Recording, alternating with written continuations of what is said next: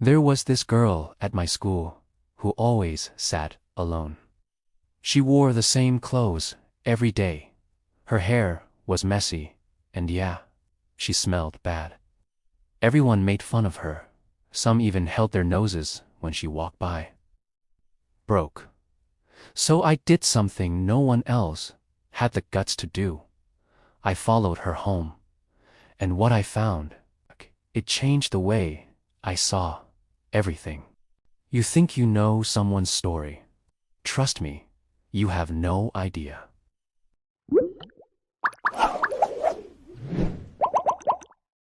So her name was Lily. Not many people at school knew that, honestly. Most people just called her Stinky Lily behind her back, and sometimes to her face. We were in the same grade, 10th, but I barely noticed her before all the gossip started. She was quiet, sat at the back of the class, wore this oversized hoodie and jeans that looked 2 sizes too big. And yeah, the rumor about the smell, it was true. You'd smell it before you saw her, like old clothes and sweat. Every time she passed by in the hallway, people would make faces, whisper, or just straight up laugh. I'm ashamed to admit I didn't do anything about it. I didn't join in, but I didn't stop it either. I just stayed out of it until that one day. It was a Thursday afternoon, and I went to the restroom during last period. I heard someone sniffling in one of the stalls. At first, I thought someone was just having a rough day. But then I heard a voice, her voice, whispering, "Why can't I just be normal?" That hit me hard. I stood there, frozen, listening to her cry, and something in me just flipped. After school, I hung back by the lockers and waited. I watched as Lily slipped out the back entrance alone, carrying this torn backpack. I don't even know why I did it. Curiosity, guilt, something deeper. But I followed her, quietly, from a distance. She didn't live far. Just across the train tracks, in the part of town nobody talks about. Houses there looked like they were barely holding together. Cracked windows, graffiti, broken fences. She walked up to this tiny, worn-down trailer home with peeling paint and a sagging porch. When she opened the door, I saw something I wasn't prepared for. The place was packed. I mean, really packed. There were 3 little kids, maybe 4, 5, and 7, all playing on the floor in diapers or clothes that didn't fit. A woman, her mom, I guessed, was passed out on the couch, surrounded by empty bottles. The air was thick, stale. You could almost smell it from outside. That's when it hit me.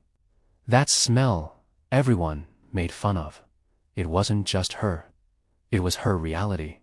I stayed hidden, just watching from behind a fence.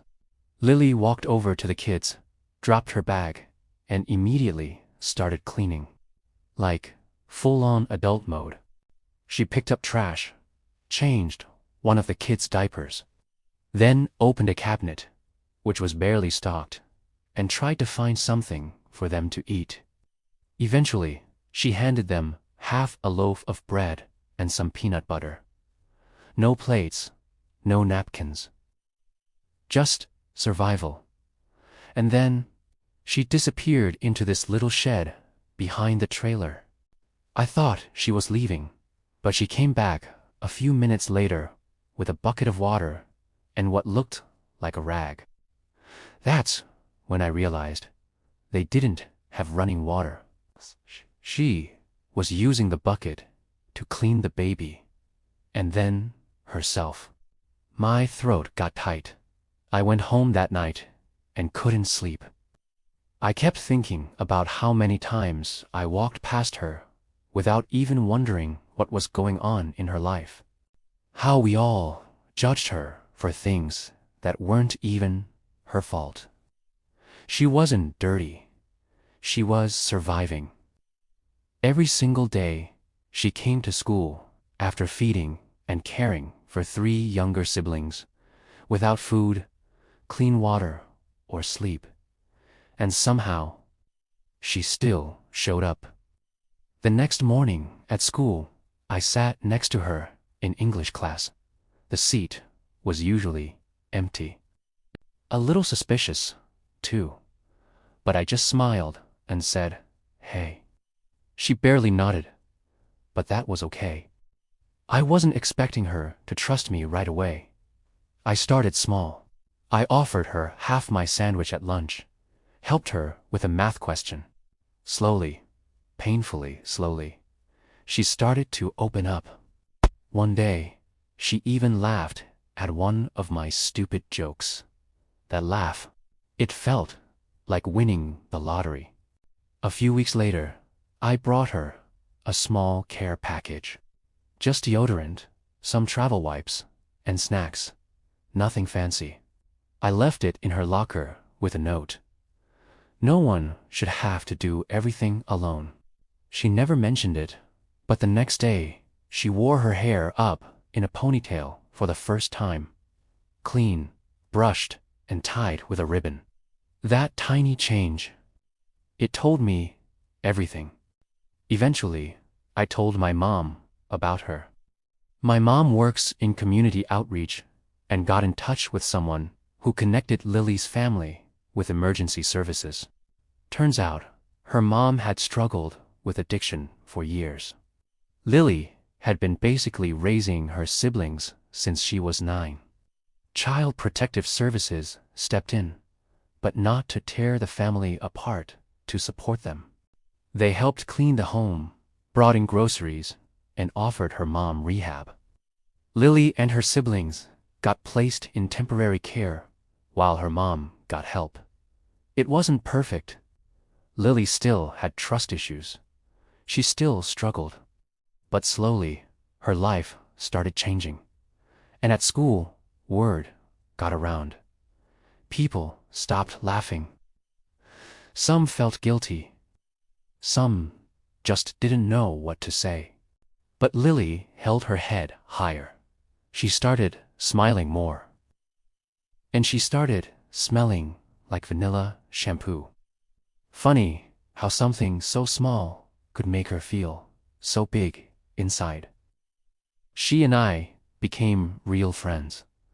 Not out of pity, but out of respect. She taught me something I'll never forget, that people as pain doesn't always show. And what you think is weird or gross might be someone as silent battle. A battle they're fighting every day without anyone noticing. It's easy to judge people, to whisper behind their backs, laugh at things we don't understand, or stay silent when someone's hurting.